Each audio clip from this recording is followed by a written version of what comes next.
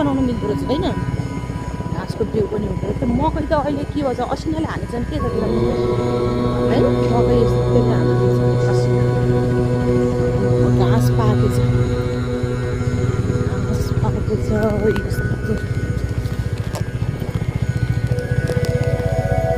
हाम्रो बिल्डिङ आयो हाम्रो खेतको बिल्डिङ आयो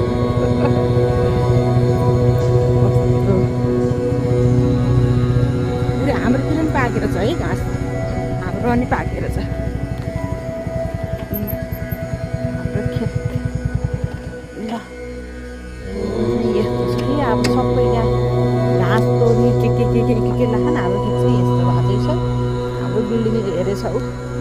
हाम्रो बिल्डिङले रमाइलो लाग्यो आज त खेतमा आउँदा त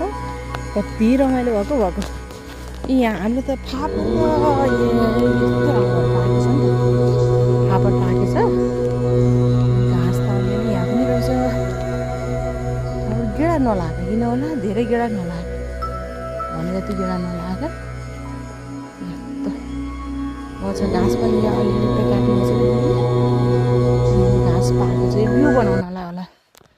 बनाउनुको कति धेरै हो त नि ल खेतमा आइयो ए